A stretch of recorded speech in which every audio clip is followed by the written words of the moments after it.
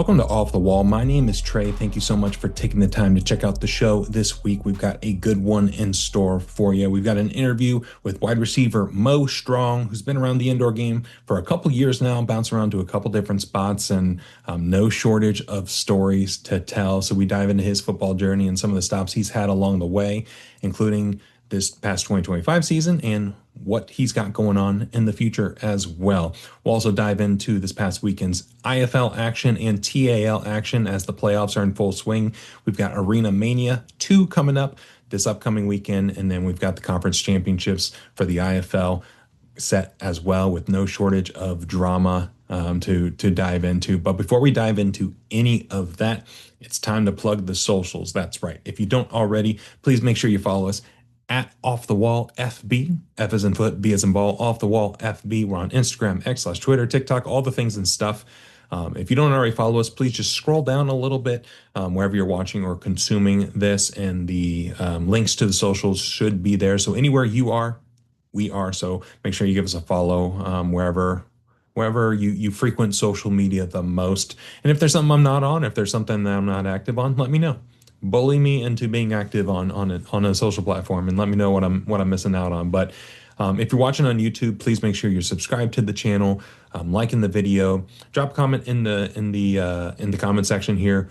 Who do you think is going to be the matchup in the IFL National Championship? We got a couple different options that are very plausible. I think when you look at all four teams that we'll dive into a little bit later, you can make a case for each of them making it to the championship and ultimately winning it. So let me know what matchup you think we're going to get.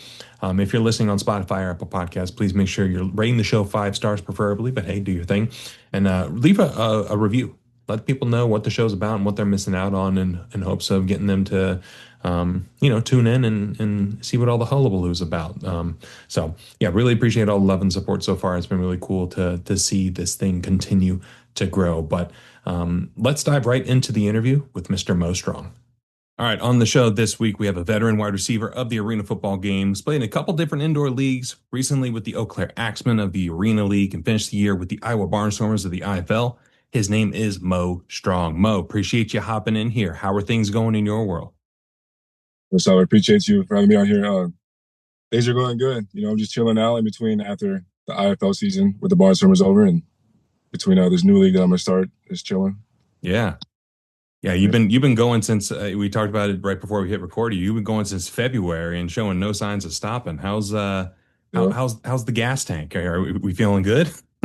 Yeah. Oh, hey, I'm not gonna lie. I was feeling it when I was in Eau Claire, but yeah, I got some type of spark because I got to play against a couple teams that I was motivated to play against. So there you go. I got my body back right, and then so I feel rejuvenated now. That'll do it. Yeah. That'll do it. Well, for starters, tell us a little bit about your football journey and what led you to Arena football. Yeah, well, it's been a journey. So I went to Anoka High School in Minnesota. Okay. Then right after that, I went junior college. I went JUCO. So I had went to Central Lakes College. We had an undefeated season, went to a bowl game. I had a pretty good season, like 10 touchdowns and like 500 plus yards. I only started like half the year too, so that was pretty cool. And then ended up getting a full ride scholarship to Alabama A&M, but then some life happened. My mom got cancer, and I'm not gonna lie, my grades got a little bit iffy in between that, and then just kind of had to not take the offer and kind of find a different route. So that's when I found semi-pro. When I started my business, my company called Staroze LLC, making custom merch. Oh, cool. Yeah, it's my clothing brand. And so when I found the other route of semi-pro, I was, and then also at the same time I was having a daughter. So double motivation, found football, and I was having a daughter, and I'm like, man, this is, I think this is God's calling, telling me to get back into it and not quit. So it's exactly what I decided to do. And I had a really amazing season. That's actually how I met my quarterback, Javante Johnson. Played with him for about like 3 years, like 4 teams, 5 teams. We got like 100 touchdowns together. Yeah, but so that's how I met him in semi-pro, and then we both ended up getting picked up from a team in Washington, in Tri-Cities, Washington, in the AWFC back in the day. Yeah. So they won a championship before the year that I came there, and then we ended up winning a championship back to back. So, and then after that, but during that season, tore my MCL. And, I finished the season on it and everything, finished with 15 touchdowns, runner-up for MVP of the league and stuff like that. Yeah. And then I had an XFL tryout. My agent got me to an XFL tryout, but it was so close to my MCL tear that I ran a 4.7. And they looked away after that, and I didn't get my opportunity from that. So I just kept going. And I got hit up by, who was it that year? I got hit up by Duke City Gladiators after Tri-Cities, and I went and tried out for them. I got cut. That was a humble moment. Never thought I would see that coming, but I did, and then went straight from there to Salina Liberty when they were in the CIF though. The year after they won the championship. Yeah. And we did pretty. When I was there, we went undefeated, and then we went to a championship game, but we actually lost the championship. So that was another humble moment too. And then the year after that, finally, that's when I got my biggest contract in the AFL. The Minnesota Myth. Got to go home. Yeah. Playing for my home crowd. Only for 2 games though, because it ended up folding. And then that's how that went. And then I just went up to Duluth, Minnesota, a couple hours away. They hit me up, and started balling out with them. That went exactly how planned. We won a championship. I got to play with my quarterback again, Javante Johnson, and it was fun. Yeah, it was a good time. And then that's pretty much what led me to this year. So I got my opportunity in the AF1 with the Corpus Christi Tritons. I actually moved my family down there this time, and it was a pretty dope experience from February to about May-ish, beginning of June. Yeah. So and then while I was there, I came off the bench the first 2 games, I believe, 3 games maybe, and then I started the last 3, and then just life happened, and I kind of had to move closer to home, for personal reasons, and I didn't want to leave. They didn't want me to leave, but it is what it is. So I had to accept it, take one on the chin. But then I got another opportunity right away when I got home for the Eau Claire Axemen. So I actually played in college with him, in Vermilion Community College, my first year, before I went to Central Lakes. That's how I met him. He was my teammate. He was a cool guy. We got along and stuff in college, but then we didn't see each other for a while. And the next thing you know, I see him on the internet, and he's coaching as a head coach, and he's younger than me. And I'm like, hey, that's what's up, man. And then for years we were trying to, he was trying to get me on his team to be a receiver, but it just wasn't working. And then finally this year, he was right next to me, and it ended up working, and got the ball out with him for a few games. I had 8 touchdowns in 3 games, and a game winner. We went 1-2 while I was with them. And then same thing.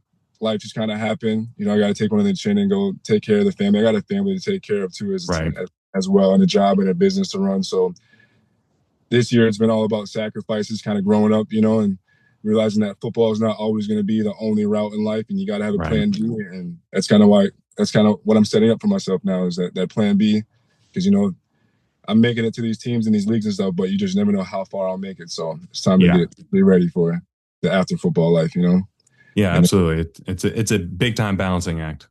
Yeah, it is, definitely, especially being a full-time father too. Right. So that's different. And then that led me to the Barnstormers. So I hit up the Barnstormers coach when I left Eau Claire, and I told him that I'm a free agent. I got some time if you guys need anything. I know season's not going as planned, but I would love to come get my feet wet in the IFL. At first he was like, we're full, but definitely hit you up. And then just like that, the next week, somebody had a calf strain, and he was like, how do you feel about coming to play with us? And I'm like, definitely, I'll be there. Yeah, I could take that opportunity, because I played in every other league except the IFL. So that was a dope experience. Yeah, you've been bouncing around all over the place, and it seems like the common theme with all these stops is you have a network that you've maintained those relationships, and the opportunity arose, and you were able to strike. So I think that's a good takeaway for, even if you're not in the football world and you're listening to this, keep that network. That network gets work. That's a big thing to teach people too. Is it's not all about how good you are or what you can do. It's about your network, who sometimes. Yeah. And so you mentioned a couple teams we'll dive into here, but the Tri-City Rush, that old AWFC, how did that initial opportunity come about? So just pretty much balling out with my quarterback, Javante Johnson. We went number 1 in the whole country as a semi-pro team. We beat the former number 1 team in a national championship. We won a championship and a national championship that year. Nice. Went undefeated, and So he had first got signed to this Tri-City team, and ever since then, we just love to play together. And whatever team I get signed to, wherever he goes, we just kind of tell the coach like, "Hey, we got a quarterback, I got a receiver," and Yeah. it's been working. We won. Well, I think we won 4 championships together. We won one arena championship, 2 arena championships actually, and then 2 semi-pros. Yeah. So yeah. Yeah, if it ain't broke, don't fix it, right? Like, let's keep this thing going. It's usually good when you have a quarterback wide receiver duo that from day one are on the same page and are aligned on those things. Exactly. It's dope. Something I always looked forward to because growing that was my problem in high school and college is I didn't kind of quite connect with my quarterbacks like that, and Right. and I can feel the difference is now connecting with the quarterback and how big of a difference it makes of like how we are off the field, how it brings it onto the field, like our chemistry. So it's Yeah. really nice. That's what I like to do with my quarterbacks now is make sure we're best friends now. Yeah, you got to. Yeah. Well, what was it like adjusting your play style to the arena game? And I like it. Obviously, there's a lot of see ball, get ball to it. Like that's not going to change. But Right. what are some things that you had to adjust early on that you may not have realized initially? Definitely the route running and then the tightness, the space, because when Hmm. you're such a compacted space with so many around you, there's only so many routes and steps and stuff you can do. So like definitely learning from the difference from outside routes and the depths and stuff and the stemming and all that. It was a lot to learn, but I had a lot of like professionals to look up to, which like I played with D Wash and Salina Liberty. I learned a lot of him with my stemming and with my hands and just Yeah. with arena IQ. We're watching him, and then I also got to play under Darius Prince, where I added some stuff for my package from him too as well. Hmm.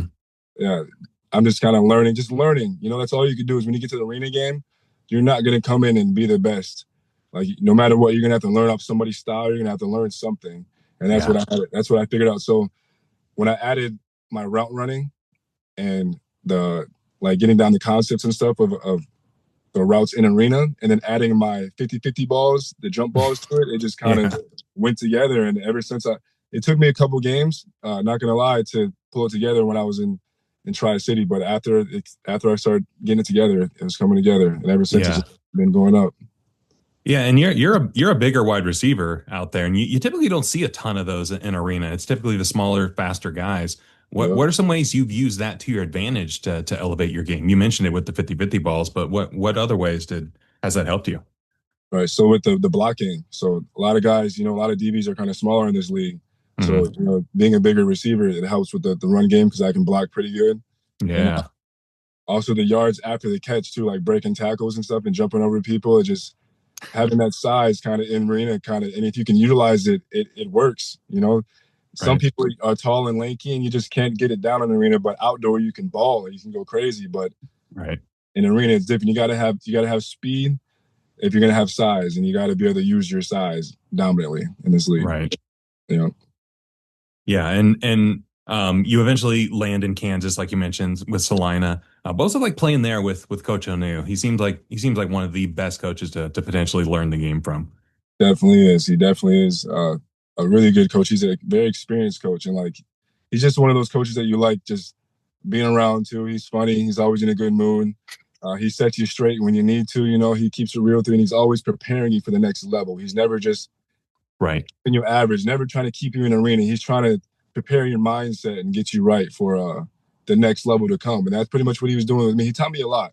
I'm not gonna lie, with the mind aspects and uh, kind of letting go of some ego.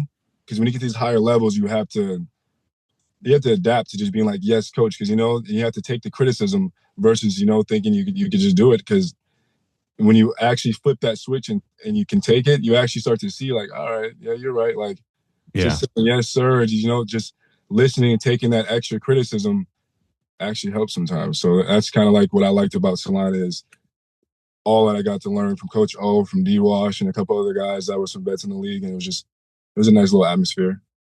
Yeah, if you're willing to listen, I'm sure they have plenty of knowledge and then some to share. So it's awesome to hear you were able to take some of that stuff away.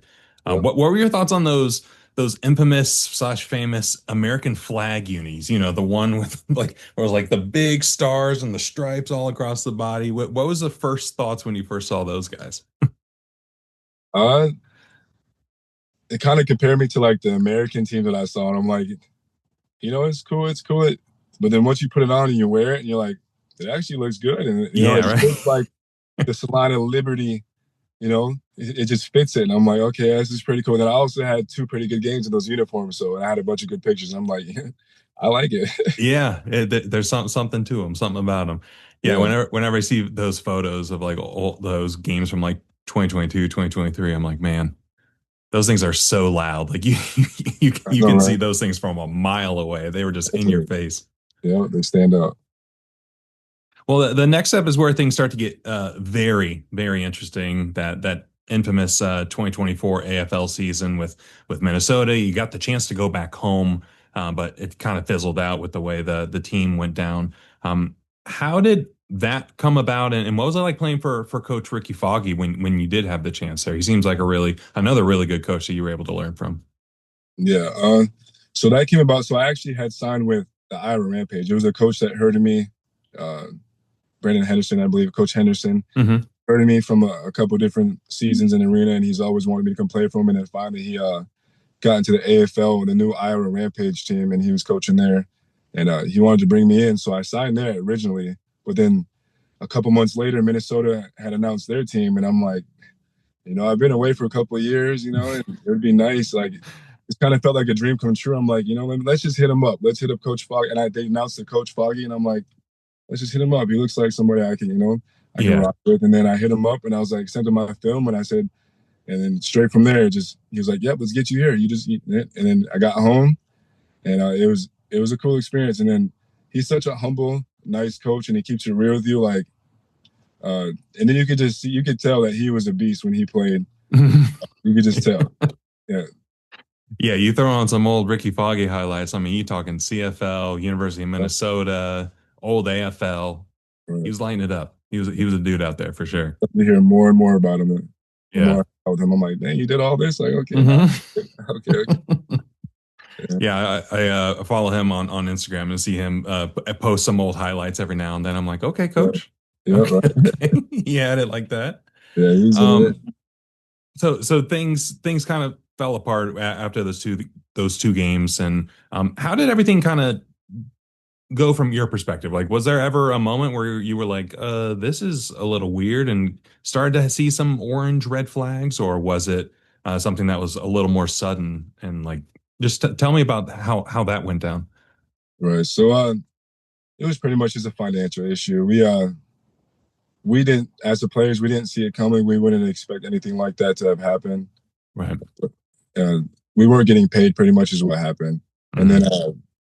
after the second game, after we brought a crowd to the Target Center, and we're like, we were kind of going on strike before that. Like, hey, we want to get paid. Like, we've been doing a lot of work for you guys and stuff, and uh, we deserve our cut back. Like, Yeah. but after not receiving the first check and then almost went on strike for the second game, we pretty much after the second game we said, we just played that for fun.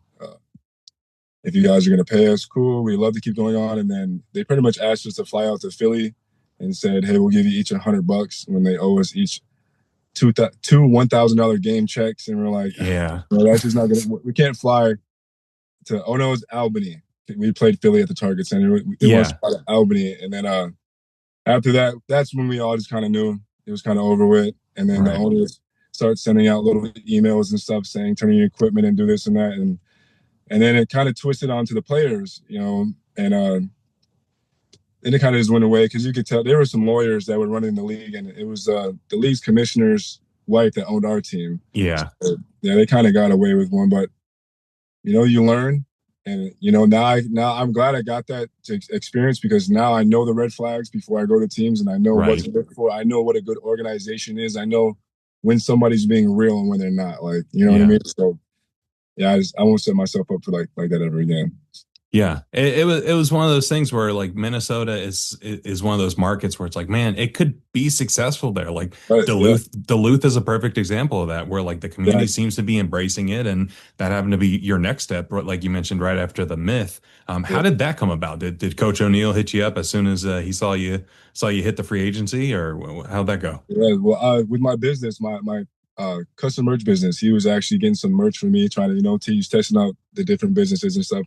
But he wanted some embroidery and more fancier stuff than kind of what I did, so that faded away. But he ended up coming to the Minnesota Myth tryout where I was coaching, like helping kind of coach and stuff, not Hmm. coach, but like I guess volunteer and work for them. Yeah, Uh, and that's when me and him, that's when I first met him, and we started talking, and then pretty much the word got out. They're like, "Hey, if this doesn't work, come to Duluth." And I didn't have that in my mind yet. I'm like, "Oh, this is gonna work." uh I'm in a good place right now. And then yeah, out of the blue, as soon as it folded, me and Terrence Winslow were the first ones he hit up, and was like, "Yeah, can you get here?" And we're like, "Yep, we'll be there."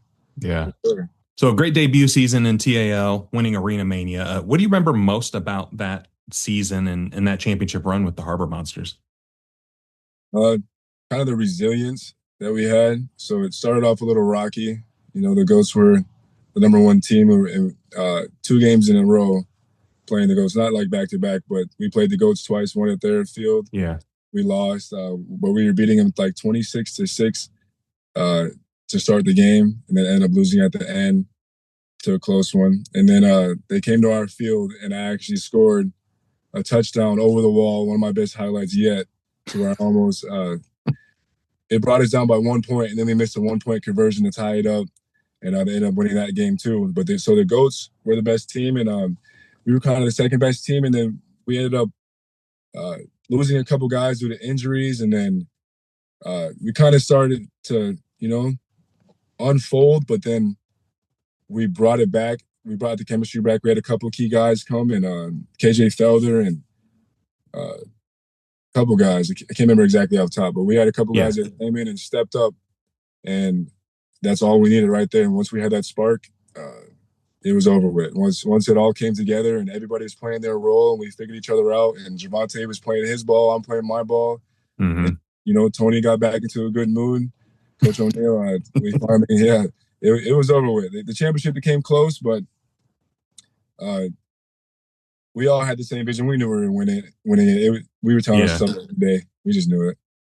Yeah. It's another situation where that quarterback chemistry was built in already. You didn't have to build it. It was already there. Exactly, exactly. Yeah, that was a fun championship game, and the TAL has a really good thing going. Like I like the different aspect of it compared to some of the other arena and indoor leagues where it's kind of a little more scrappy, 7-on-7, a little more schoolyard-ish, but in a good way.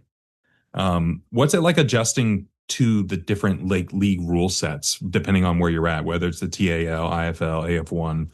Is it a lot of mental like, oh, I got to make sure I know how to do this, I got to do this, or is it just, hey, just go out there, play some ball? For me, I'm not gonna lie. For me, I'm one of those people that like you put me wherever, I'm gonna ball out. I'm gonna ball. I'm gonna get it. But no, it's definitely the rule changes are definitely different. One of the biggest ones for me, which is kind of I learned to like last year in the TAL, I didn't like it because there is no pass interference really. The only time there's it's like has to be a blatant like Hmm. bad pass interference because like otherwise you can pretty much do what you want until that ball is like coming to you and they just can't pull you out the air. Even though I've had it done a couple times and no flag, but that's the big thing about the TAL is the pass interference.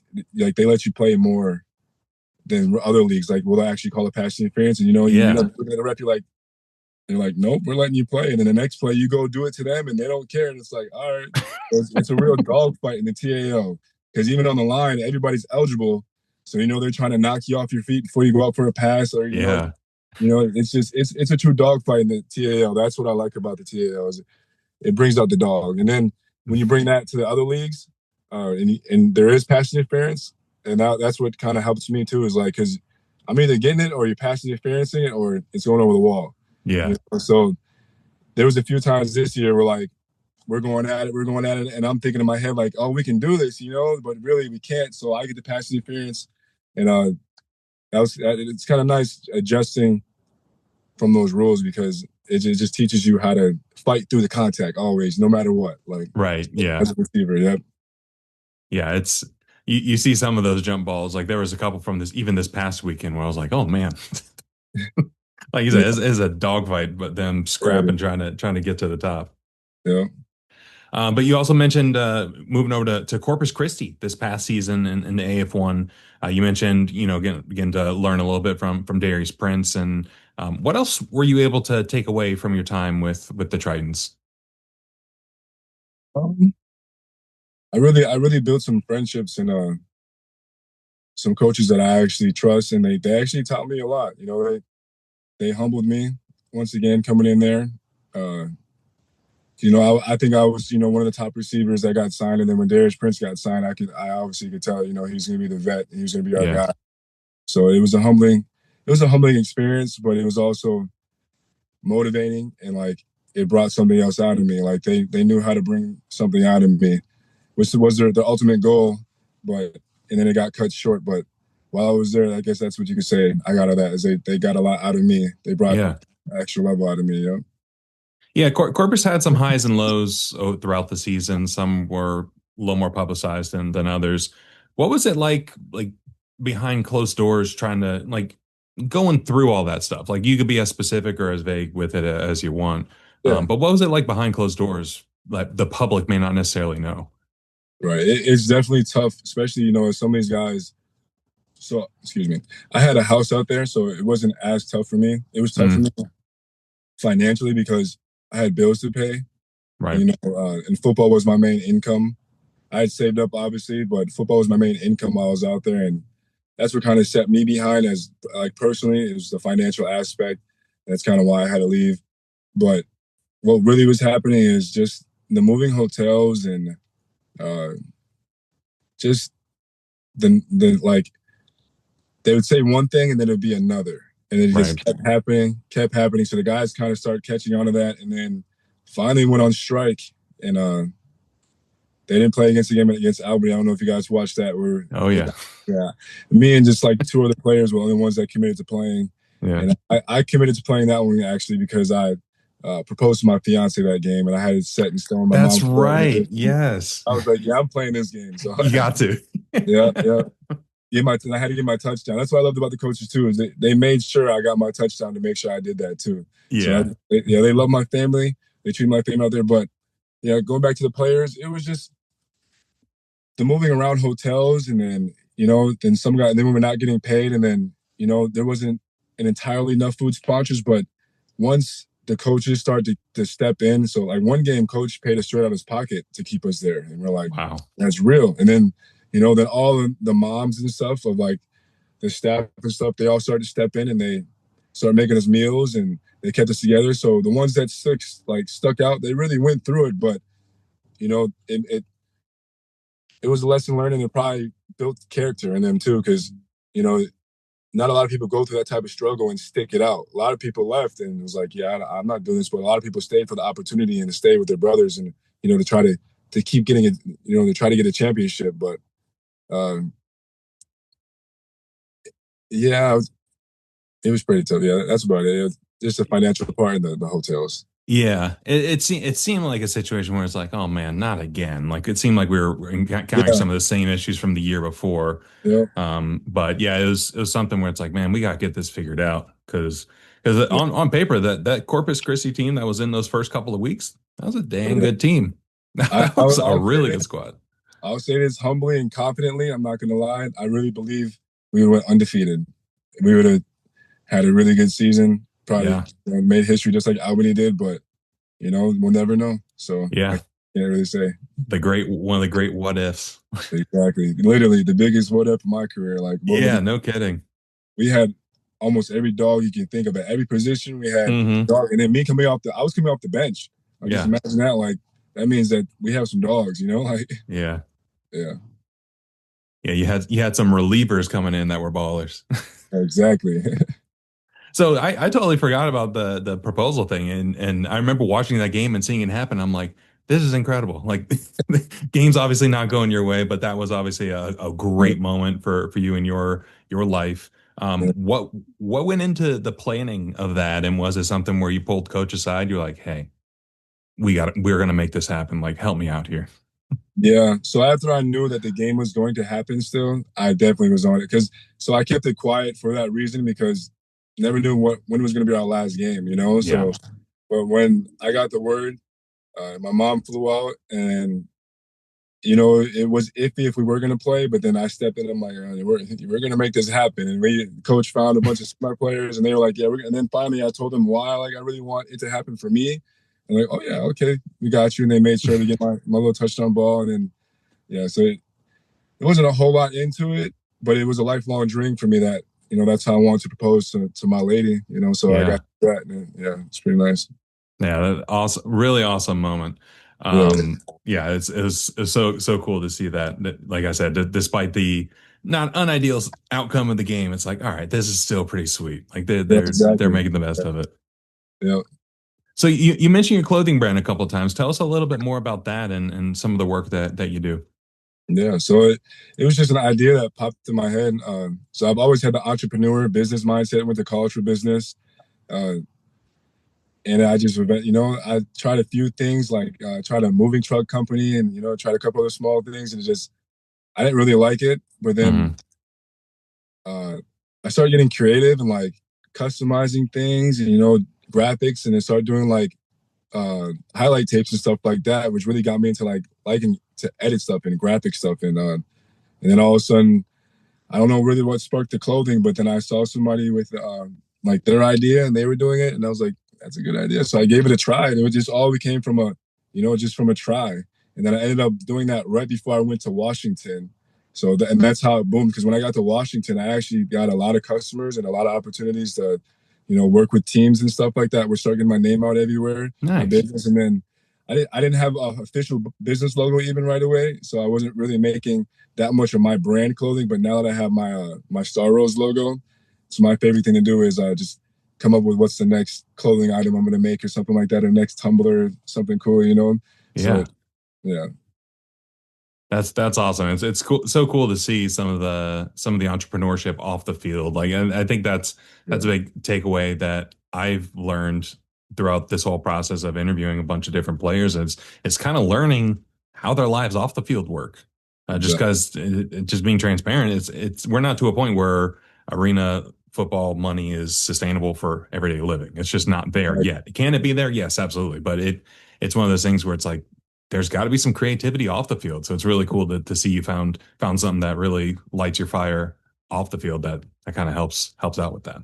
Yeah. That was kind of in between college and semi-pro deal, where or in between college and arena deal the whole time. Where I was just trying to find what I wanted to do, like something Right. else add on to football because football, wasn't going exactly how planned, and I was having talks about being in the draft and stuff after getting signed to Alabama A&M, and I was talking to all types of players from the NFL, and I had friends that actually made it to the NFL and stuff like that, and just after seeing my path kind of go differently, I just realized I had to kind of turn it up a notch and you know do something different, and it brought it together. It came entrepreneurship and football came together because it's one, like you said, the financial aspect. It's not like we're getting paid millions or hundreds of thousands or enough to to get to Right. be set all year. But if you find the right team and in the right league, you can definitely find a nice check. But you're still going to need to add on to it, especially if you're like me and you have a family and kids and stuff. You Hmm. have to find those other ways, and if you can't get the sponsorships and stuff like that, my big thing is I like to tell people now is get into entrepreneurship, find something that you love to do, Yeah. and just do it and brand yourself. Make that your brand though. Like it's really cool to watch how a brand can grow in these leagues because I've seen a couple of guys too like start off like me, and their brand was small, and next now they have a few thousand followers and they're getting a lot of customers, and you just see them blowing. It's nice to see that. Yeah. Yeah. Yeah. There's a whole you could probably start a whole nother podcast on just the businesses of Yeah. arena football players off the field. Yeah. Really, But what keeps you going and what keeps you motivated to continue your football career? Because you've been through some wild situations, but you continue to grind through it and find your way to the other side. yeah. That is definitely facts. I've been through it, but I stay close to God. I got a real relationship with God. So that's my main thing is he guides me. He's the one who gets me through everything and tells me what to do. So I just listen to him, Sometimes I don't, and that's when bad things happen. Right. But yeah, exactly. But no, in my kids for sure. Whenever I have any moments of feeling down or giving up, the first thing that comes to my mind is when my kids get older and they ask about my football career and why didn't you make it to the NFL or why'd you give up, Daddy? Yeah. That's something I don't want to hear. So No. uh, I can't give up just for them. I don't want them to ever give up on the dream they have. And you have those people in your ear that's telling you your whole life too that maybe it's time to choose something else. Do something else. But imagine if I did that, I would have never found Arena. Would have never had my kids. And that life would have never went the way it went. So Yeah. exactly. So things happen for a reason. Everything happens. My main thing is just never giving up and sticking with God and staying full throttle. And then you have to stay ready. You got to always stay ready. That's one thing I learned is when you're not Right. ready, you're not ready. But if you stay ready, and because the opportunity is going to present itself. You might never know when. Look, I'm 30 years old now, and I didn't get to play in the IFL till 30, my first time, but the opportunity presented itself, and I was ready. So it just worked out. That's how things work out, and that's how I'm going to forever think. My vision is off the. I'm young and go to the draft and stuff. So now my vision is just stuck on, I'll get my opportunity to find a league or a team that, sees the same vision I have and, make that my NFL or maybe I will make it to the UFL or CFL, something like that, I had my opportunity to go overseas one time, but that was during COVID and everything got shut down. So, and then now I'm scared to go overseas. So Yeah. Yeah, I don't blame you. If you can find an opportunity stateside, exactly. let's ride with that. But this has Yeah. been awesome. I really appreciate you hopping on here. We'll include links to all your socials and the Staroze socials as well in the Yeah. description. So if you're listening, watching this, just scroll down just a little bit, click on it, go give Mo a follow, and go give Staroze a follow. Last question here before we dip out of here. What's next for Moe Strong?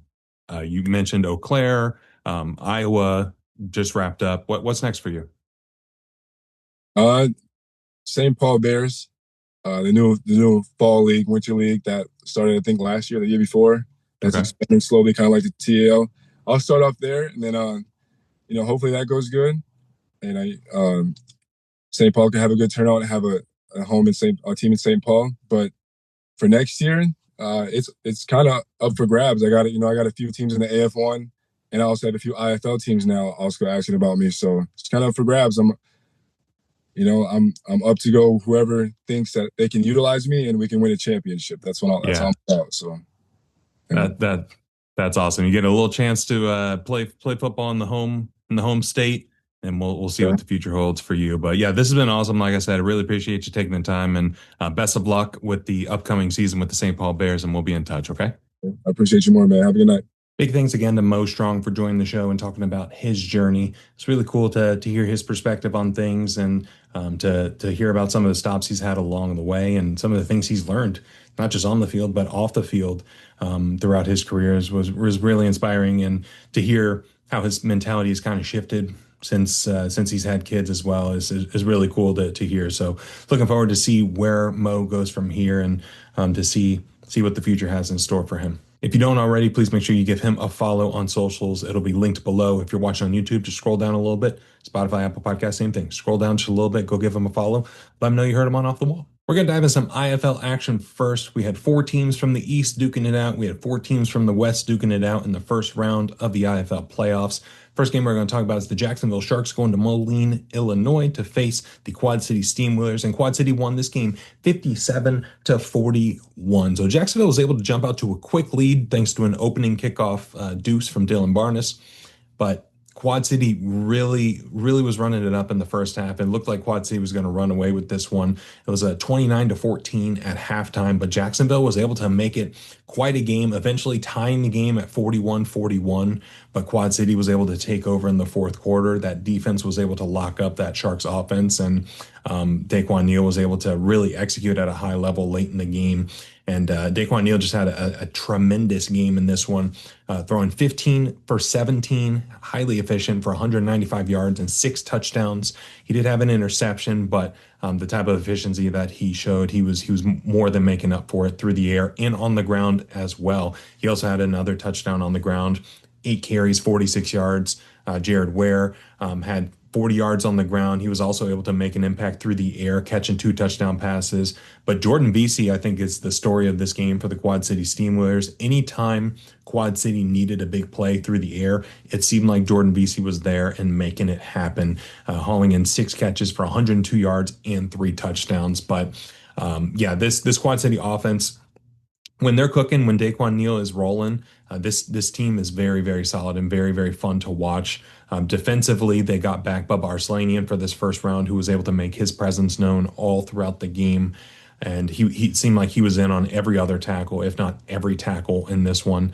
And yeah, the Quad City defense, for the most part, in the first half, was really able to keep this Jacksonville offense bottled up. Fourth quarter, they really locked in. Third quarter was a different story. Jacksonville was able to really take advantage of what Quad City was giving them at certain points. But yeah, Quad City looks good. They're the number one seed. They're going to be hosting the Eastern Conference Championship of the game we're going to talk about in just a moment. But for Jacksonville, they left some meat on the bone, and I think any reasonable Sharks fan will say that, will agree with that, I should say, where the quarterback play in terms of passing hasn't been ideal for Jacksonville over the last 6 7 weeks of the season. It's shown sparks of like, okay, they've got this going on, let's go. But for the majority of the games to end the season, there just seemed to be something missing in the passing game, and they were really able to lay it on teams through the ground. I think Tyler Huff is a tremendous dual threat quarterback. He really makes his presence known on the ground. He's able to run through defenders and find lanes to really make an impact. Like in this one, he had 55 yards on the ground and a touchdown. But through the air, he just really struggled, and that was ultimately what held this offense back in the first half and ultimately in the fourth quarter. He ended up going 13 for 29, so 16 incompletions and 175 yards and 3 touchdowns. So when he was able to connect, he was able to connect for some big plays, but there were a lot of plays where he was just airmailing his guys and not really giving them an opportunity to make a play. It would be something like a hitch route along the wall. He'd throw it into like second or third row. It'd be a crossing route across the middle. He'd throw it and it would hit the turf before the wide receiver even had a chance to get to it. So I think he can be a really solid IFL quarterback if the accuracy improves in the future. I'd be interested to see if Jacksonville does end up bringing him back for the 2026 season, or if they choose to potentially make a splash free agency wise. It seems like that's something that would be right up the alley of the Sharks to appease their rabid fan base. But overall, a successful season for the Sharks, all things considered. Last year, they really struggled to adapt to the IFL/indoor game.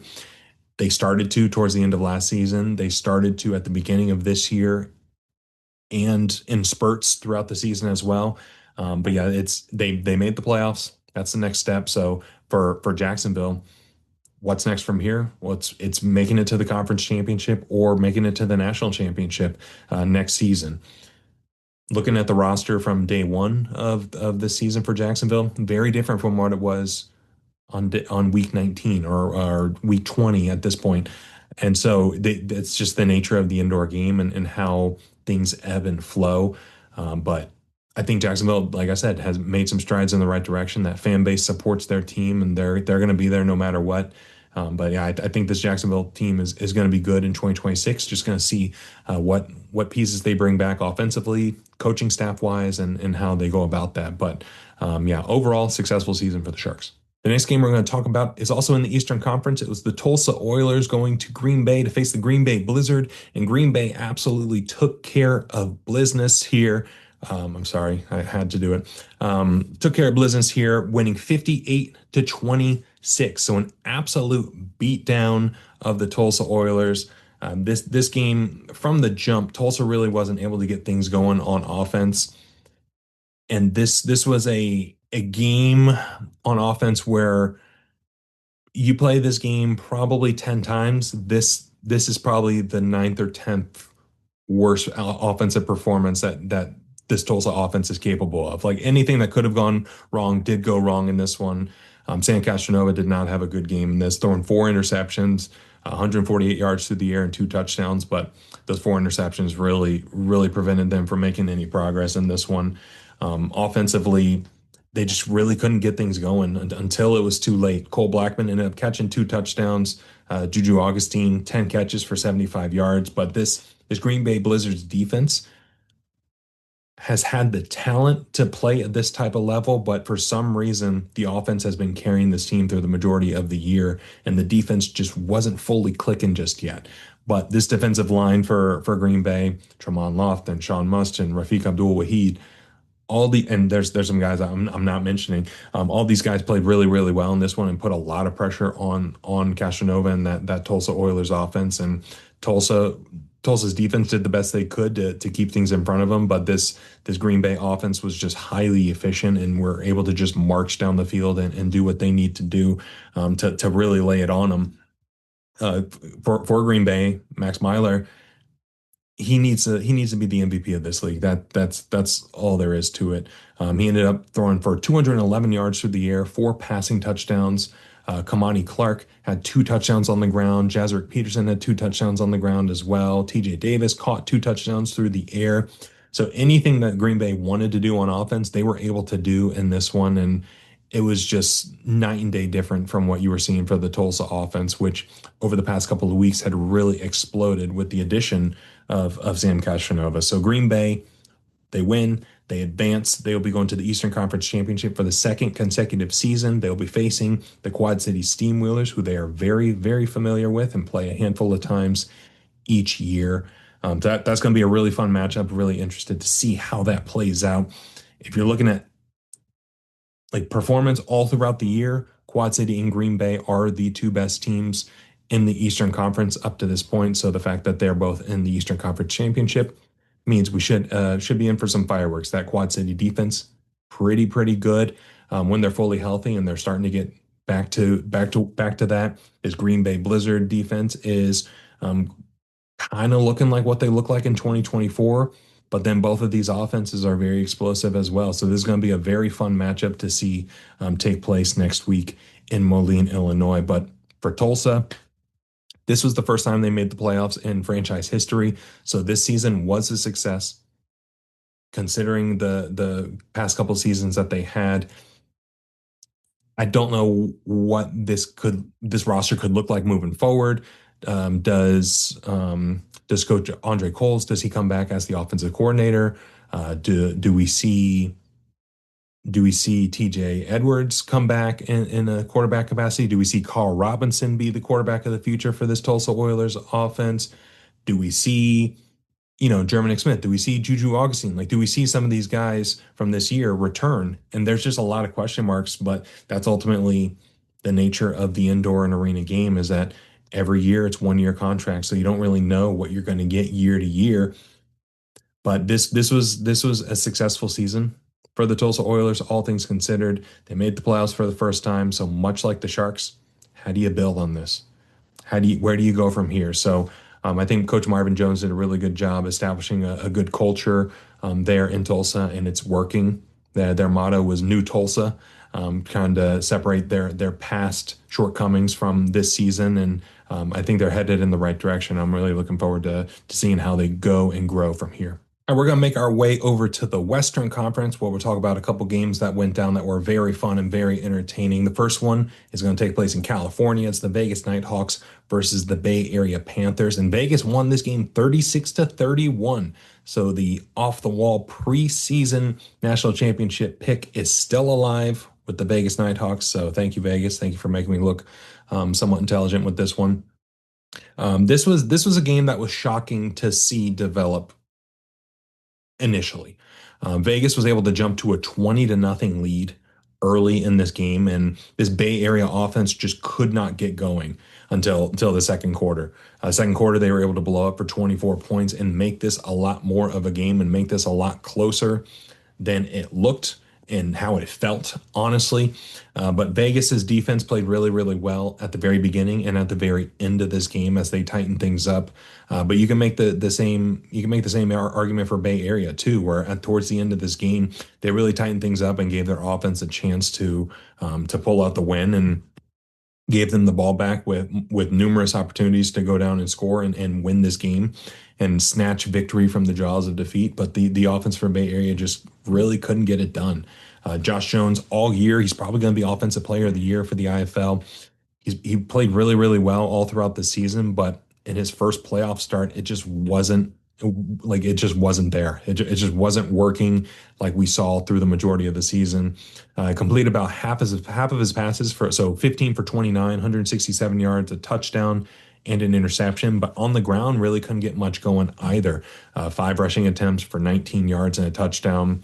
Overall, as a team, Bay Area only had 52 yards on the ground. And when you have a team with Josh Thomas, Josh Jones, and the way that they operate as an offense and the way that they've been successful running the ball all throughout the year, when you don't have that running element and you lean on that passing game, it really exposed them a bit in this one, and they just weren't able to really get things going. But if you had to find a like player of the game for the Bay Area Panthers offense, it had to be Tyrese Chambers. Tyrese Chambers had 8 catches for 96 yards and a touchdown, and it seemed like any time they were in a bind and they needed some type of spark, he was the guy that they were throwing to, and he was the guy, giving them some type of life all throughout this game. So Bay Area for the second consecutive season, they were the number one seed in the West, but they lose in the first round to the 4 seed. Last year was San Diego. This year it's Vegas. So where does Bay Area go from here? I don't know. Do they bring back that the entire coaching staff with Rob Keefe at head coach, Les Moss at associate, Rod Windsor at offensive coordinator? Like, what does that look like? What type of changes do we see? Do we see mainly personnel? Do we see coaching staff and personnel? What does that look like? Because the second consecutive season, Bay Area was a world beater in the regular season. They just looked like an absolute wagon through the majority of the year. But then comes the playoffs and they just roll over and they just do not look like themselves and they just couldn't get it done. So this team was very, very young. At the halftime interview, Rob Keefe mentioned that. He was like, look, our guys are very, very young. I think the exact quote he said was, they got guys in their 30s. We got a bunch of rookies on this team. I think he said like 85% of his team was making their playoff debut in this game, or just something absurd like that. So it was like understandable, but all things considered, Bay Area should have been ready for this game, and they just weren't, considering the talent that they have. And that's not even speaking on the last minute of this game. So this is something that just absolutely blew me away. Bay Area had the possession of the ball with, I think they got it with like 40 seconds left. But the 36-second mark is when things started to really go downhill for this Bay Area offense. They had a chance to drive down the field and try to get the ball in the end zone with under a minute left in the game. They threw a little hitch route after Josh Jones was able to fight for survival, but the wide receiver didn't make an effort to get out of bounds. He cut in, and the DB was able to drag him down to the turf, and the urgency wasn't there to spike it and to kill the clock. It was to try to set up another play, and they lost 20 seconds for absolutely no reason. They ended up getting a first down on the next play and then going up and spiking it. But by the time all that happened, 30 seconds of game clock went off the clock. And they went from having numerous shots to get the ball downfield to suddenly they had one opportunity to heave it downfield and pray for a Hail Mary. That's what they did, but CJ Wyndham usually is a wide receiver for the Vegas Nighthawks. He went down and played DB, and he was able to knock it down. CJ Wyndham, friend of the program, was able to knock it down and secure this win for the Vegas Nighthawks. So Bay Area, it was puzzling to see that last minute, because typically that's what you see from teams that aren't very well coached. But just looking at the caliber of coaches that they have on this Bay Area staff and the experience that they have across the board, decades of coaching experience. How did that happen? I just don't understand how that happened. And Bay Area, I'm sure they're going to be a very, very good team again next year. But just like some of the other teams, there's a lot of unknown and there's a lot of uncertainty, and we'll have to see how that all takes shape. But for Vegas, they got to a really, really good start in this one, and they were able to hold on to that lead for the majority of the game, and were able to do just enough towards the end to hold on to this one. And this Vegas defense deserves a lot of credit for how well they played. But on offense, Jaden DeLora, he had a really, really good game in this one, throwing 19 for 26, 197 yards and a touchdown. Quentin Randolph had a touchdown of his own. CJ Wyndham had a touchdown. They were able to distribute the ball very, very evenly amongst this wide receiver core. Quentin Randolph, 4 catches. Mike Kerrigan, 4 catches. CJ Wyndham, 4 catches. CJ Jefferson, 5 catches. Antonio Wimbush, 3 catches. So they were able to keep the Bay Area defense guessing and not really able to hone in on any one particular person on that in that receiving game. But on the ground, they weren't terribly impactful like they usually are, but they were able to do enough. Jaden DeLaura had a really good long scramble that he was able to punch it into the end zone. Jerome Johnson came in on a couple cameos and had a couple tush push attempts. One got into the end zone. One they attempted on 4th and goal from I think like the 3.5 yard line. It did not go well. It was just visually one of the strangest play calling choices you'll ever see. It was very, very odd, but this Vegas offense did just enough. This Bay Area defense was very, very good all throughout the year. They have great pieces all throughout the defense, and Vegas was able to do just enough to take the win. And they'll be playing in the Western Conference Championship. They won, I believe this was their first playoff win in franchise history. So yeah, it's cool to see Vegas take that next step from last year, and I really like what they've been able to do offensively. I think Jaden DeLaura is a elite thrower of the football compared to the rest of the IFL, and Jerome Johnson is as dynamic as it comes on the ground. So to see Jerome Johnson come into the game whenever they enter the red zone, it really makes defenses consider what's going to happen. Whenever Jerome Johnson is lined up with Antonio Wimbush, it automatically becomes a triple option approach where it's like, okay, they can hand it to Wimbush, Johnson could keep it, or Johnson could throw it. And he's just dynamic enough to make it a tough decision for any defense moving forward. But yeah, I like Vegas moving forward. I really like to see if they can take that next step beyond the conference championship game and head to the IFL National Championship in Tucson. But we'll just have to see how they match up against this next team that we're going to talk about. And the last game we're going to talk about took place on Monday night. So we had some late night Monday Night Football, IFL After Dark action. This game kicked off at 10 p.m. Eastern and wrapped up around 1 a.m. Eastern. So this was a late night for us East Coasters. But hey, we survived, and they rewarded us with one hell of a game between the San Diego Strike Force and the Arizona Rattlers at Desert Diamond Arena in Glendale, Arizona. And San Diego won this game 49-48. So depending on who you ask, this was a controversial game, but just kind of going through the flow of the game, these two teams were about as evenly matched as you could imagine. It seemed like San Diego would score, Arizona would score, San Diego would score, Arizona would score, San Diego get a stop, Arizona get a stop. They were just going tit for tat the entire game, and the difference in the game was a couple of a missed extra point for the Arizona Rattlers. They went for two, failed. They missed a field goal at the end of the first half. They had a touchdown called back due to a legal hands to the face right before halftime. So you add up any of those single or any of those points to Arizona's total in this one, they win the game, and they're hosting the Western Conference Championship for the second consecutive year. But for this game was so chaotic, I don't even know where to start. I guess we'll start with Arizona. They at times looked a little lost, specifically in the red zone. I don't know what it was with this Arizona Rattlers team throughout a lot of this year. It seemed like the closer they got to the red zone, or the closer they got to the end zone in the red zone, they had trouble punching it in. And I don't know if in this game it was a testament to San Diego's defensive line just playing outstanding and just playing out of their minds, or schematically, was Arizona trying to do a little too much? Maybe it's a little bit of column A, maybe it's a little bit of column B, but on the ground, Arizona wasn't as explosive and impactful as they usually are, getting 3 yards per carry. They did have 4 touchdowns on the ground. They were able to eventually punch it in, but it just took so many attempts to get it into the end zone at times, where I think at one point they had 1st-and-goal on the 2 and ended up being 4th-and-goal on the 1, and they barely got into the end zone a couple times. So Dalton Sneed, he played pretty well through the air on this one, 14 for 21, 121 yards through the air and 2 passing touchdowns. He's able to find Isaiah Houston for a touchdown, Corey Reed Jr. for a touchdown as well. But not really blowing your mind through the passing game in this one. And Arizona, they fell short in this one. They took the late lead with about 37 seconds left, but they gave the ball back to San Diego. And anytime you give the ball back to Nate Davis with that core of wide receivers that he has at his disposal, 37 seconds was just way too much time. And San Diego was able to drive down the field.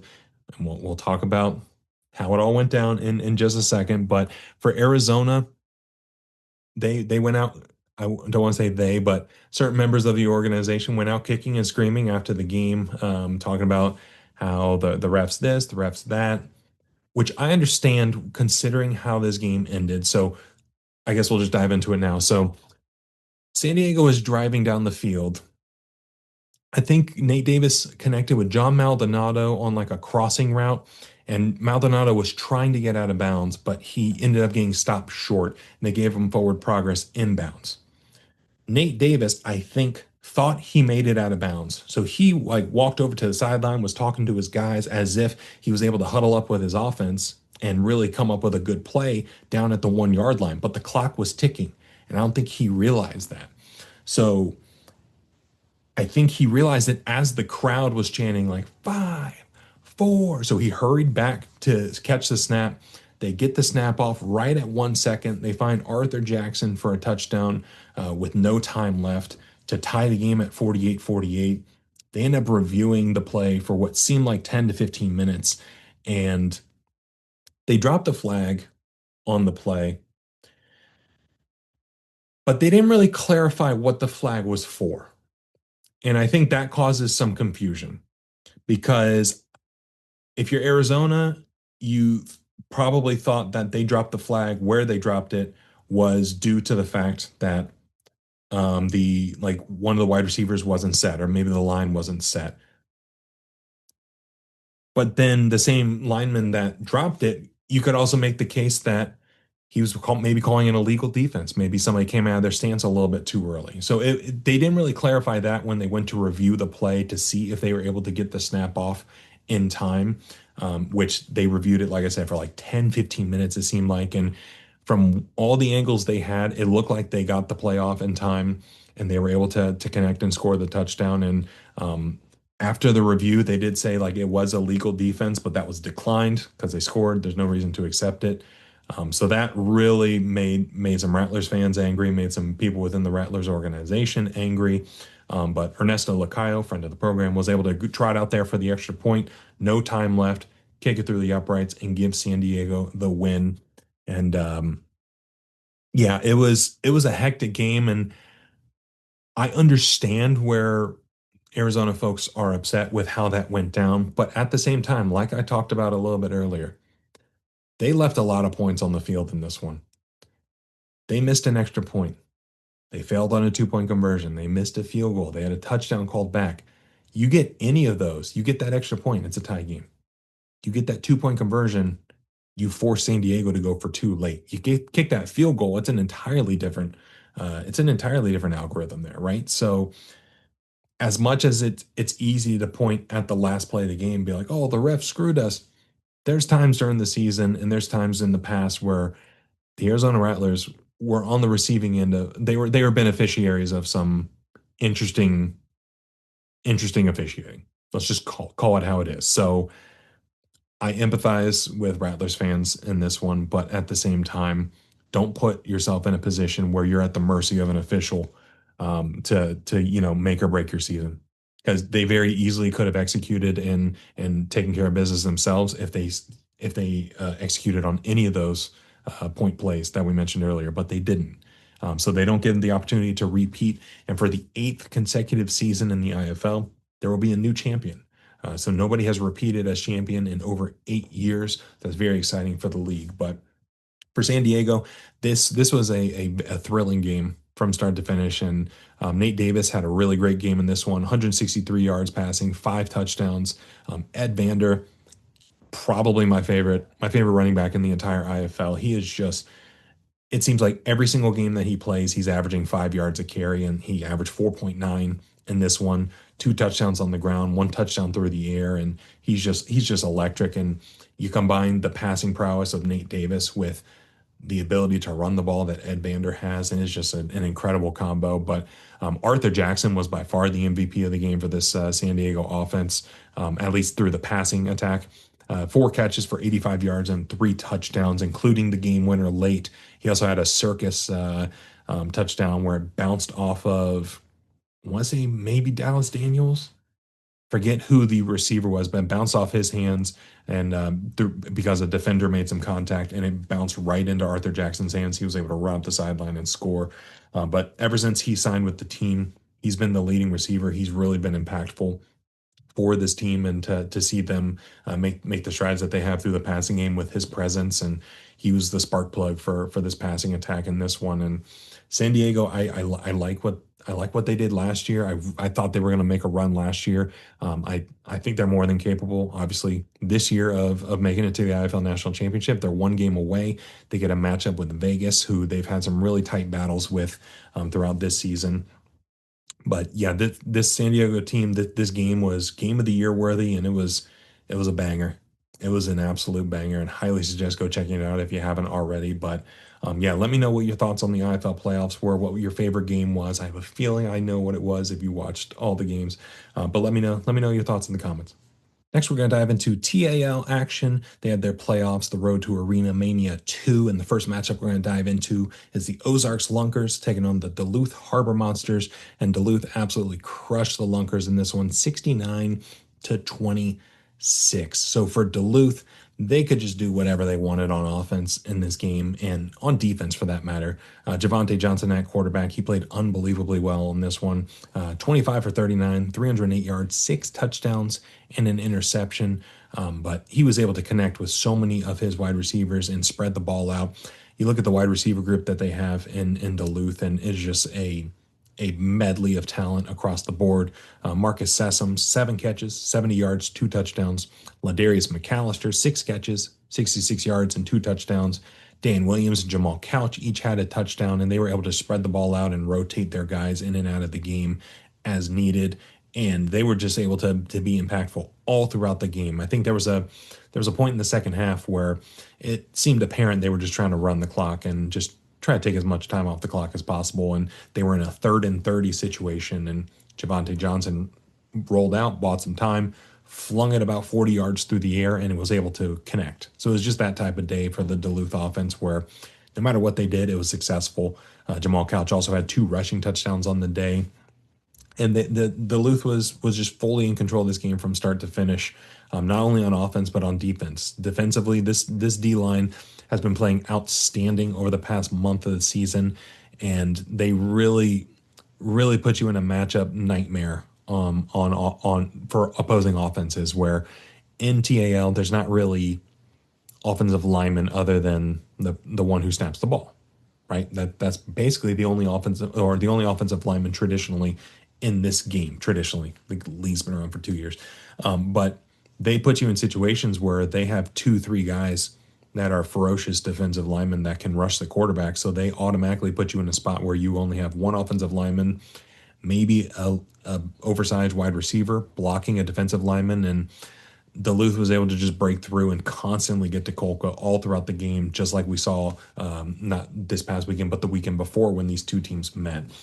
So Duluth is just a very dangerous team, and they got to be the favorite heading into Arena Mania 2. It's looking like they're going to repeat as champions of this league and see what they do moving forward. But yeah, Duluth is a very talented squad, very well coached, and this Duluth team looks very, very good. And they're a fun team to watch. I would imagine not a very fun team to play against, but for Ozarks, pretty good, pretty successful season, all things considered. They did come up short in this one. Tyler Kolka had a decent game whenever he wasn't picking himself off the turf, throwing for 267 yards, 4 touchdowns, and 2 interceptions. Brandon Mackey, friend of the program, had 9 catches through the air, 121 yards, and a touchdown. Ray J. Johnson Sanders, 4 catches, 37 yards, 2 touchdowns. Matt Rush had a touchdown through the air as well. And the defense, they just had no answer for what Duluth was able to do. And when you look at the depth of talent that Duluth has at the wide receiver position and on offense, it kind of makes sense. So Ozarks, they had a really strong mid to second half of the season, but beginning and end were a little bit rough for them. And again, step in the right direction. Colca definitely gave them a nice little boost whenever he signed on. And Brandon Mackey, I feel like he's got to be the MVP of TAL just based on the impact that he was able to make for this team, regardless of who was at quarterback, through the air, on the ground. They were able to feed him consistently, and he was able to provide consistently as well. So, very fun season from the Ozarks Lunkers, but Duluth was just too much to handle.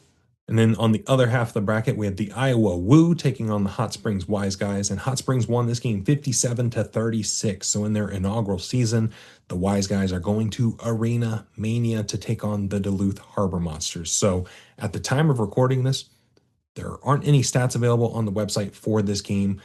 So just going to go based off of what I remember in this one. Hot Springs, they were able to really do whatever they wanted on offense as well. Jordan Ambrose has really improved throughout the calendar year. He started off in Tucson, I want to say, or in the IFL. Made his way over to Oregon in the AF1 for a little bit, but when he got situated in Hot Springs in this Bones Bagante offense, he's really excelled both on the air or through the air and on the ground.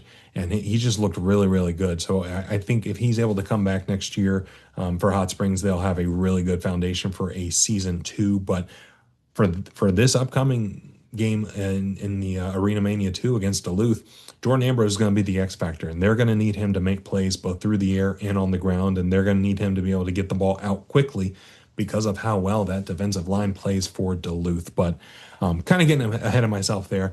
But in this game in particular, like I said, Hot Springs was able to do basically whatever they wanted, and it was never really in doubt. It was never really a sweat. I think they had like a 20-point lead in the second half, close to a 30. Iowa just couldn't really get things going on offense until it was just far too late in this one. So pretty successful season for Hot Springs, I would say, with a lot on the table still. They could potentially dethrone the reigning champions in Arena Mania 2. But for Iowa, some things to brush up on. They made the playoffs. They were able to, only two teams didn't make the playoffs in this year, but they were able to make the playoffs, and that's something to build off of for next year. So we'll have to see what they do, the adjustments they make, and where the TAO goes from here. In last week in our interview with Tim Brown, go check that out if you haven't already. He mentioned the possibility of 4 additional teams being added to the league. So 4 additional teams means that many more opportunities for players to show what they got. Hopefully that much more competition in the league as well. And we'll have to see how it unfolds. But before we get to the offseason, we've got the big game. We've got Arena Mania 2, again, between the Hot Springs Wise Guys and the Duluth Harbor Monsters. That should be a very fun game, so go check it out. And that's the show. Thank you so much again to Moe Strong for joining the program and talking through his football journey. Make sure you go give him a follow on socials in the description below. And while you're on socials, while you're doing all of that, please make sure you're following us as well at Off the Wall FB, F as in foot, B as in ball. Instagram, X/Twitter, TikTok, all the things and stuff. Go give us a follow on there. Come say hi. Come join the conversation. Love to chop it up with people. Let me know what you think about the IFL playoffs so far. Let me know what you think about TAL. Are you a fan of 7-on-7? Are you a fan of IFL rules? Are you a fan of arena rules? What are you a fan of? Tell me what you like. I love hearing about what makes people tick. So only 24 hours in a day. The fact that you chose to spend like an hour 15 here listening to this version of Off the Wall, or this edition of Off the Wall, I should say, means a lot. So thank you so much for checking it out, whether you're watching on YouTube, listening on Spotify or Apple Podcasts. Please make sure you're liking, subscribing, reviewing, all the things and stuff there across the board. And your support has been really awesome, and very successful 2025 campaign. And this off season coming up, we're going to do some really cool things. So make sure you're staying tuned to the socials, staying tuned to the YouTube, Twitch, all the things and stuff there. So let's enjoy this upcoming weekend of games. TAL Arena Mania 2. We've got the IFL Conference Championships as well. So only a couple games left before we reach the off season, but we've got some fun ones lined up. So enjoy the upcoming slate of games. Come say hi on socials, and we'll see you next time.